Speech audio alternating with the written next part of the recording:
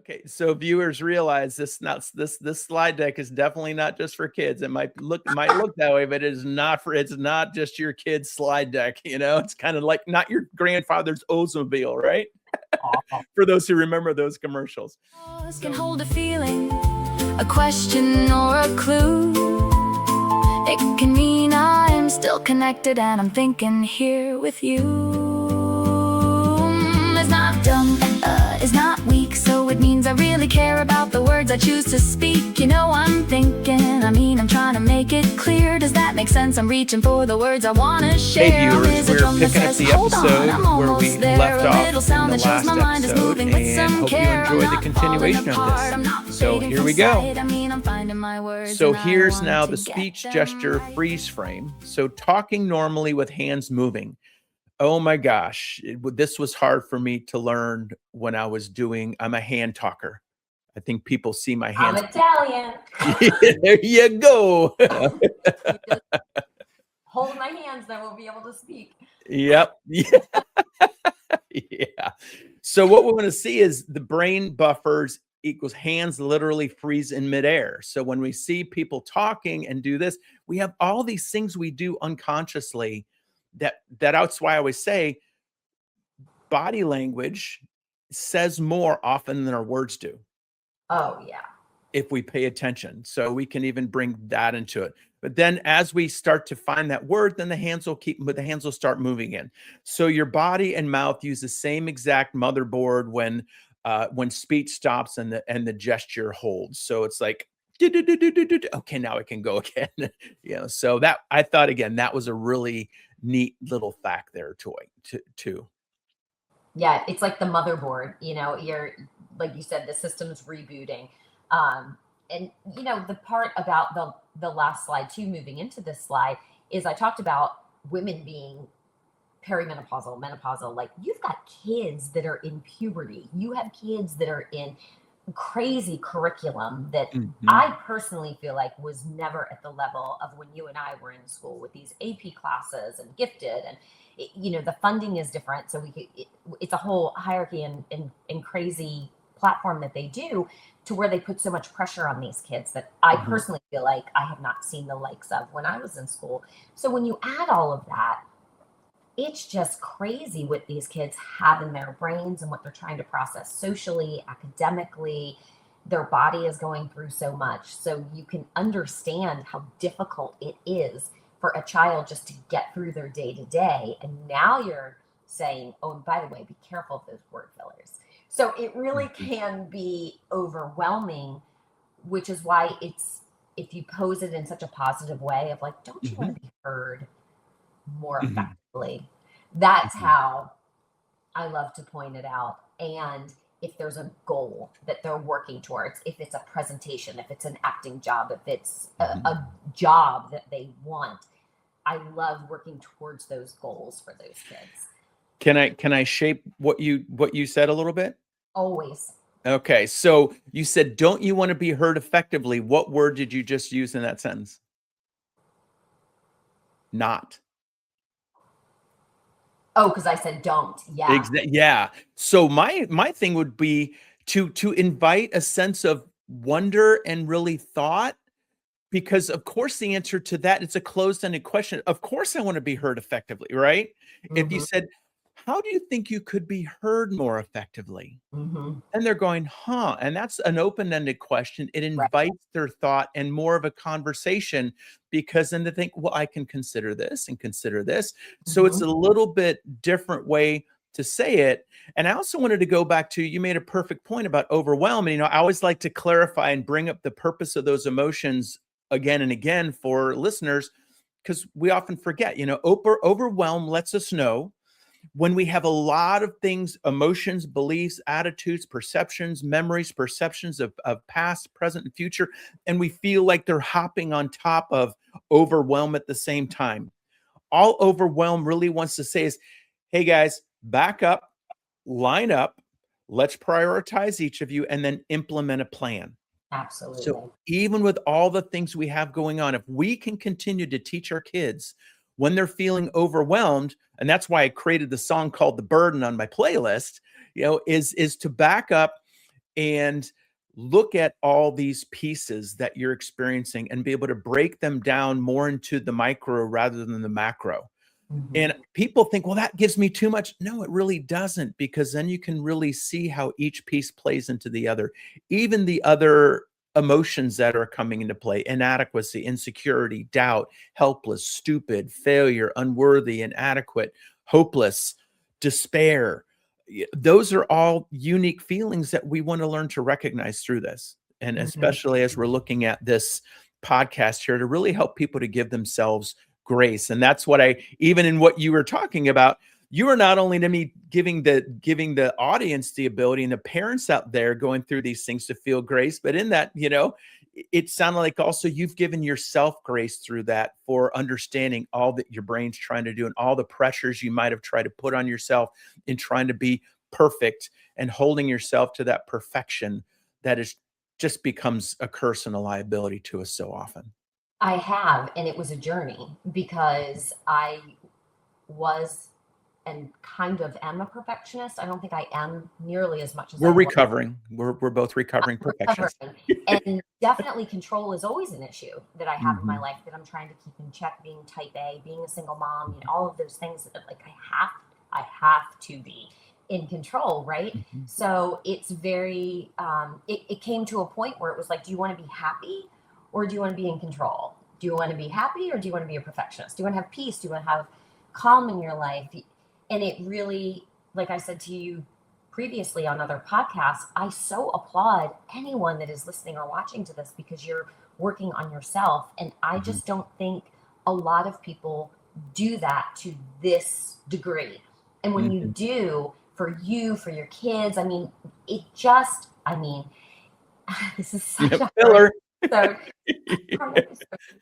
It really impacts not just yourself, but the trickle effect, I believe it is tenfold because the happier you are, that energy moves out to the people that you encounter.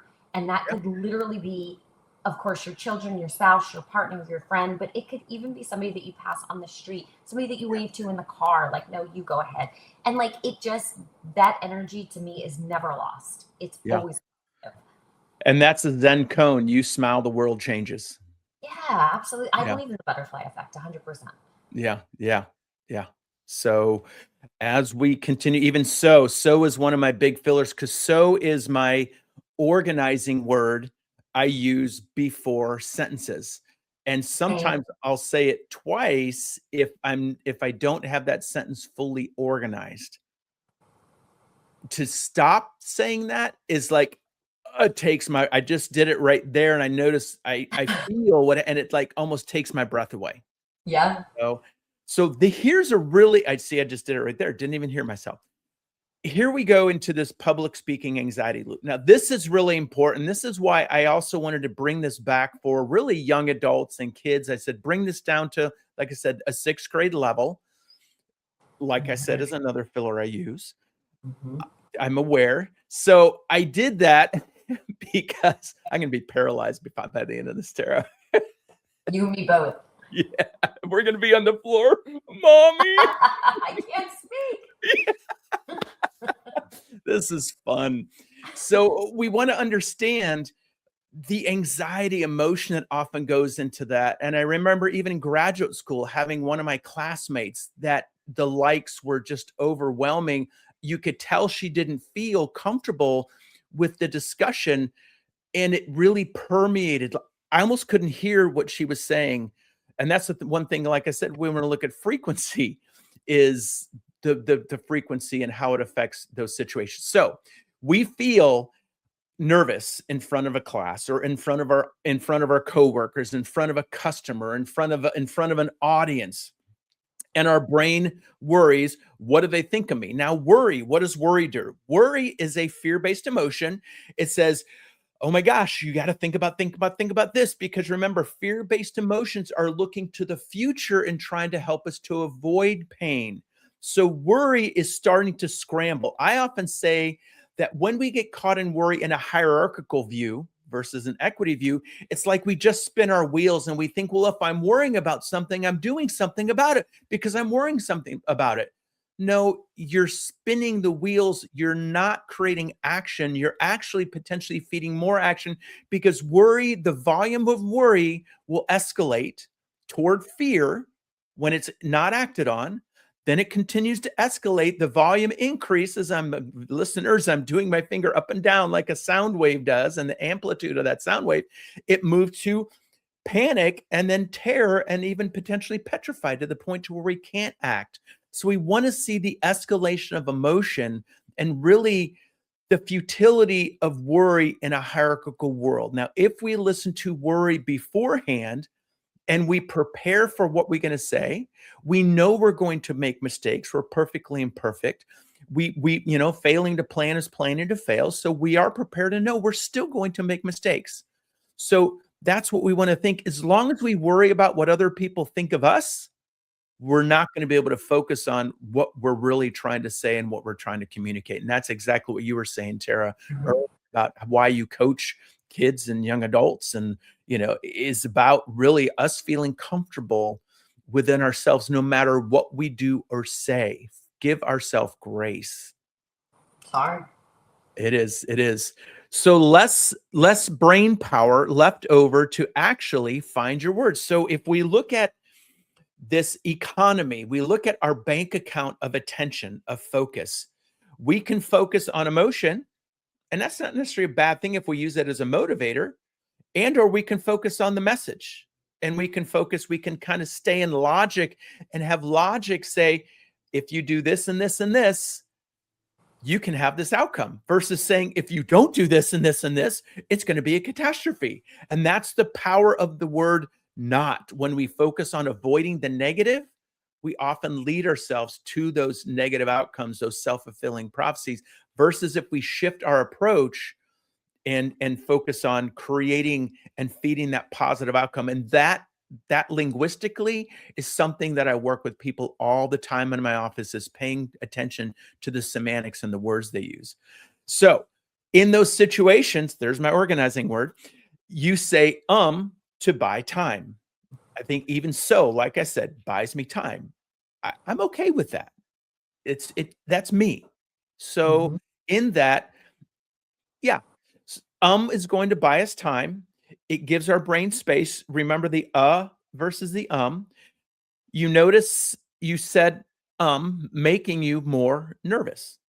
So that's what we're talking about kiddingly about. We're going to be paralyzed after this is over, So in that, recognize that we recognize our patterns. We can laugh and chuckle at them and still give ourselves grace.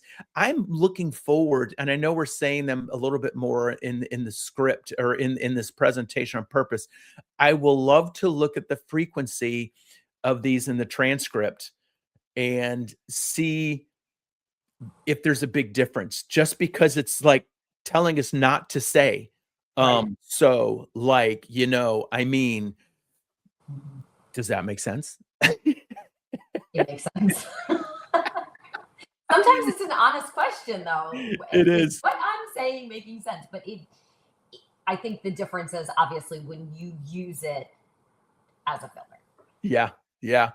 Here is a really cool slide coming up, everybody. So prepare for this slide. When people lie, they don't have as many space fillers. No joke. Yes, isn't that amazing? Liars often rehearse their stories perfectly. It's a smooth, memorized script. Isn't that amazing? Every parent out there is now going to be like, where were you? And they're going to listen for word fillers. Well, like I was, yeah. The truth teller is telling the truth is hard cognitive work. Searching your memory naturally creates more ums. So I think one thing we have to look at, if somebody gets caught off guard, they're more likely to have those ums and us. If they Even if they're lying, right? Because if you're caught off guard, then you're trying to come up with the story. Yes. This is a good differentiator with this slide. So, okay, so then explain the liar you're talking about. The kid who's like, where were you? Yeah, who just came in from outside after doing something. Where were you? I was at so-and-so, I think people who are skilled liars, who lie all the time, are pathological, they are so quick to have that story in their mind because I think in many things people like that do, they're so ready to get caught that they have their story ready, often while they're doing the thing they know they're not supposed to do. That's true. I know people like that. That's Yeah, so true. I just yeah, never like put it together with word fillers, but yeah, that now I'm really going to be listening for it. yeah, and I just made that up, but no, That's it hilarious. makes sense though. I'm thinking, Yeah, why does this yeah. happen? Because I know that I am a horrible liar. I suck at lying. So am I, and I literally tell people in my life, I don't lie because I tried when I was younger and I always got caught. Yeah. Always got caught. So I never lie anymore because, first of all, what's the point? But second of all, like, I'm terrible at it. I am terrible. It's written all over my face. The minute I say something, like my kids just look at me and they'll be like, I know you're not telling me the truth. I'm gonna give you time to process whatever it is and trust that you Yep. can't tell me whatever it is, but I know that you're lying to me. If it's to Yeah. adult conversation, you know what I And mean? I So, just have an overactive guilt gland is what I call it. Yeah, so I don't like to feel that guilt or shame. And remember, guilt awful. says I'm doing something or have done something to somebody else I need to fix. Shame says I've done something to myself I need to fix. Hmm. So my 3 words I teach people to remind viewers, listeners, is to live your life with truth, honor, and integrity.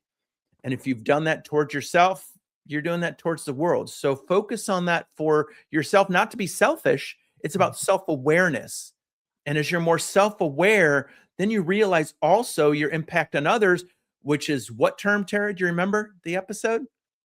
Um, yes, but don't do that to me because just say it. Starts with an S.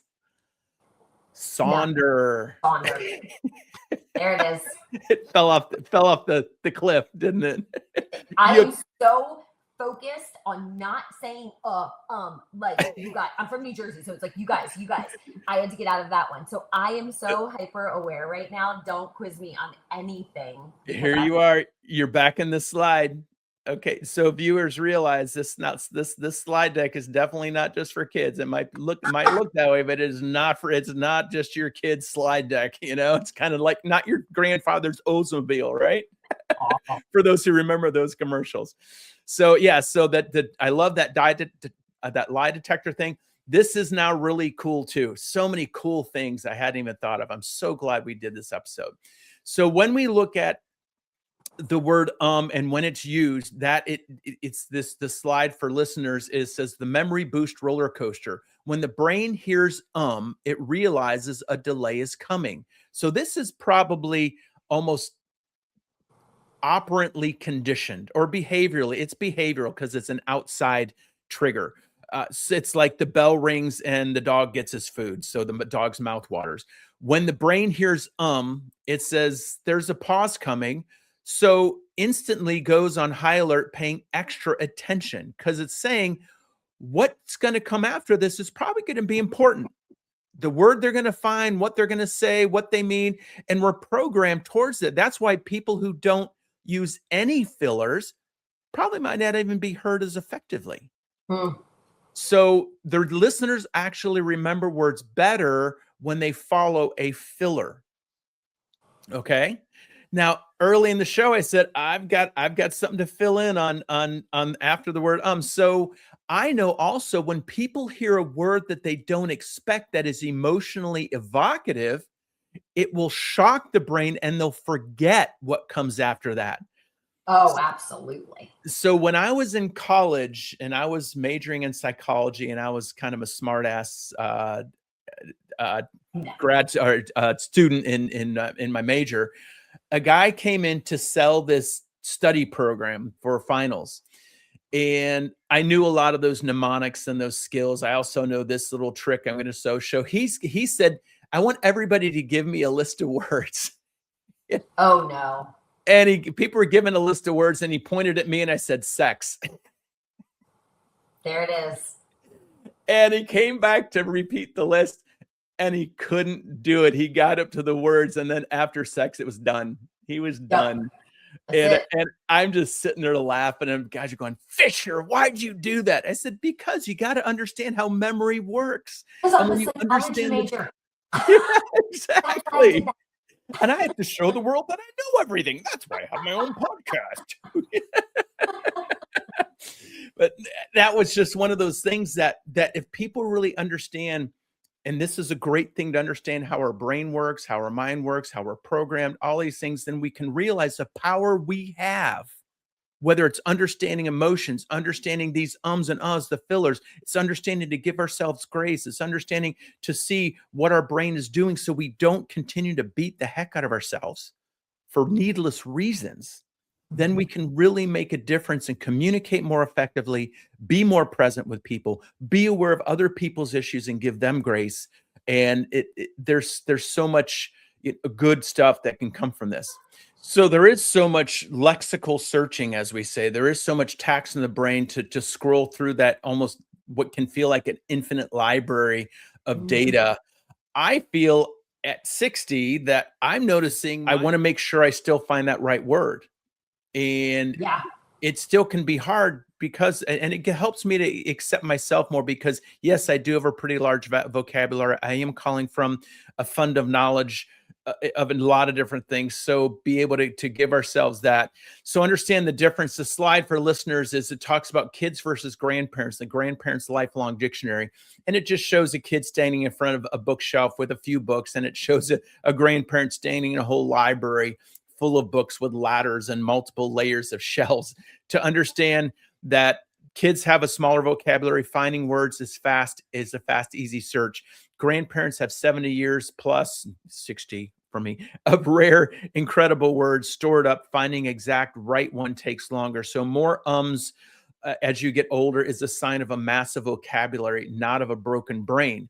Now, here's where a healthy brain versus what they're calling a sick brain or Alzheimer's brain uses a healthy brain uses ums while searching for highly specific, difficult words. The puzzle is complete, just really big. Now, an Alzheimer's brain, or somebody who might be becoming demented a bit, forgets the difficult words entirely and uses basic filler words to cover up the blank spots where memories used to be. So doctors can now use AI to listen to a patient's ums to detect brain brain sickness years before the symptoms appear, or Alzheimer's. Remember, brain sickness is used, I think, for the younger vocabulary here, but Alzheimer's, dementia things. So that is the most amazing thing that they're basically saying they might not even have to do a lot of testing like neuropsych testing or look at brains. They can locate through using MRIs or whatever the PET scans to see where there's brain metabolic issues or not the same level of processing to specifically locate that. Whereas just using AI to identify speech patterns can be a really high accurate predictor of some of these evolving issues. It's And fascinating. that's where when I listen to this, I'm like, are my pauses looking and finding the words I'm wanting, or am I just throwing a word in there? So So, yeah, and like you joke about that, but that is a serious concern, at least for me. And I know a lot of my friends and family as we get older, you start to go, wait, is that a normal thing that I can't find these words? mhm, Or is mhm. this a sign of brain sickness? Am I getting Yeah. dementia? Am I getting like because of course then you start looking at your family. Mhm, Well, what's my family mhm, history? What are the genetics? mhm. And so that slide to me almost like made me go a Yeah. Yeah. lot of vocabulary in my brain, which means I'm allowed to pause and process. But Yeah. there are times where that word is gone. There are times when I can look at you, Eric, and be like, Uh-huh. what's his name? What's his name? Oh my God, Eric. You know what like how ridiculous is that? But Yep. that's how overwhelmed, and hopefully other people can relate to that. That's how overwhelmed I think sometimes our brains are as Yeah. parents, workers, children, adolescents, puberty, menopause, Yeah. job shifting into retirement, like all the things, Lack of all the sleep. life stages, lack of sleep, yes, stress, like all of Yeah. it, where you can literally look at someone that you've known for 25 years and be like, Uh-huh. I purposely don't say people's names because I don't want to get the name wrong. same, we are cut from the same cloth. And Yeah. I could know that person for eons. And I always think that's not normal. But the older I get, it's yeah. Yeah. I Yeah. totally relate to that.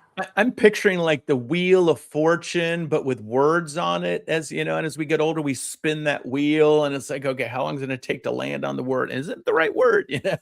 Exactly. Exactly that. And some days are better than others. Some Mhm. days there's clarity and you can pull on those words, and other days just throw in the towel and go meditate. Yep. Yep. Yep. So now we're getting into native speaker paradox, is that we're talking about native speakers. Learners are so hyper focused on rules, not making mistakes, that they suppress their natural fillers. Native speakers use more fillers.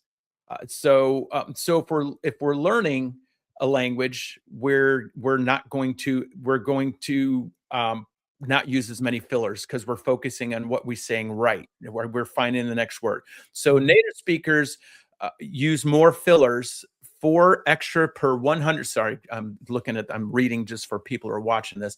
Are using 4 extra per 100 words because they're relaxed and comfortable. So saying means that you feel at home in your language. So even for those who have learned a language and it's their second language, when you start using those fillers, and even when you start to get into the vernacular of the culture that you've immersed yourself in, and you might start using the likes and ums and you knows that are more indicative of that culture specifically, then you know you're really comfortable with it. So these are ways that listeners and users and speakers and people who are learning languages can really say, hey, there's progress there. That's a sign of my growth, not a sign of my stupidity.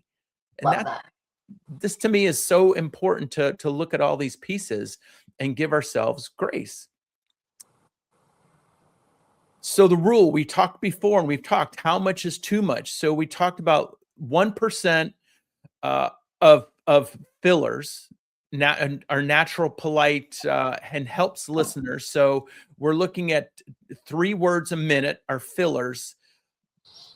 That's okay. It feels natural, polite. It can also, like I said, almost sound robotic and unnatural for people who really unconsciously might pay attention to it.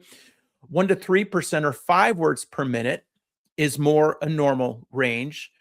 And higher than 1.3 or 7 plus words a minute, the fillers become distracting and listeners tune out to save brain power. So that's where we're talking about how much is too much. So actionable advice. Hey, guess what it's saying, Tara? Record yourself. If Surprise! if you're so again, here's the value of the transcript is you don't have to sit there and go, 1, 2, you put in a transcript, you take the number of minutes that you talked, you look at the fillers, the total number of fillers, and you divide by the number of minutes.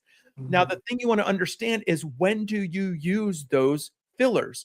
Ums, uhs, you knows, likes. Those are each different fillers. So for me, if you're using those too often, then become aware. And that's like I said, when I started the podcast, the frequency of those is like, I've got to work on this. And even talked to my co-host at the time. I'm like, I did a frequency check while I'm doing all these edits. Like, this is how many words we use. He's like, oh my gosh, he had no idea. Yeah. So give your brain time to load without making your mouth work so hard. Mhm. That's where we're coming back to that idea of giving yourself space and giving yourself time to breathe. So here, my organizer, the master blueprint, not a bug, a feature. That's a feature. That's what it says in the slide, listeners. So buffering complex thoughts, gestural freeze frame. These are all the things to think about. Memory boosting sounds and social politeness. These are all the things that we want to think about as why we're using these fillers. So the next time you say, don't choose to feel embarrassed. This is don't be embarrassed. Remember, emotions to me are a choice to some degree. There's a demand characteristic to choose to feel embarrassed. At the length that we feel that or feel exposed, we can choose to say, oh, wait, I'm okay. And you just say embarrassment. Okay, put your clothes back on, embarrassment. It's all right. You aren't failing to speak. You're using an advanced hidden feature of the human brain. So remember, it's a sign of your processing, a sign of your intelligence, a sign of your word strength. It also can be a sign that you want to look at the emotions that are going on that are affecting your level of confidence. Remember, just because you increase confidence doesn't mean you decrease the volume of doubt and what's the doubt and concern. those I call those confusion. I'm sorry. See, I lost the word there. So doubt and confusion. We don't want, oh my gosh, Tara, I went for the more simple word. I said concern. It wasn't the right word. Oh gosh. Guess what? You're human. I know. I That's think the I second think surprise. I think we need that to be a simple app to click on, that somebody could click on that app and say, hey, just do a quick screener.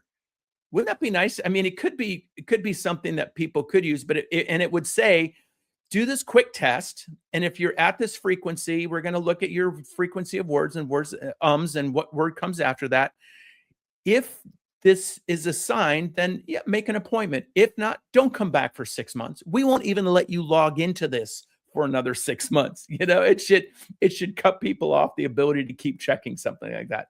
Yeah. So I get distracted. So remember, we want to look at the emotions that we not only want to increase in terms of confidence, we want to also make sure we're doing things to decrease the amplitude of doubt and confusion. Doubt says I have more questions. Confusion says I need more information. That's it. And when we combine it with failure and stupid and unworthy and broken, it's only going to increase the amplitude of the I'm bad and I'm wrong and I'm weak. And those are just feelings, emotions, perceptions we have. They're not realities. So keep that in mind in the process. Every time you say emotions, I'm like, information. Yeah, exactly. There you go. Fire your brain. It's information. Use it. Exactly. And oh my gosh, we have reached the end. And guess what, Tara? What's up? An hour and 4 minutes. So the reason why he's saying that is because when he first pitched this to me, I was like, I just don't know that we would have a lot to talk about with that. With and what are you talking about? How are we gonna fill time with that? And we really did. This was really, really interesting, inspiring. And I think for me, the summation is know your why. Always, like, I'm such a big advocate of that. Know your why. And if your why is to sound more confident, if your why is to obtain a goal, if your why is to obtain a job, then great. That's why you would work on this and get your vernacular to a certain level. And perhaps it's to model for your kids. But regardless, I think this was so great to show people you're human. Give yourself grace, but there's always room to up level if that is your goal. And how beautiful is that? Because that's your choice. Absolutely. Well said. Well said. So on that, until next time. Start to crowd. And the more I stress, the more my filler words get loud. If I feel worried that you'll judge me, I may pause and circle back, trying to keep emotions balanced while my overwhelm gets stacked. But that does not mean I'm stupid, and it does not mean I'm small. It may mean I see more choices than I can say at once, that's all. The older I get, I know that words can bend or shine, so I take an extra second to make sure the meaning's mine.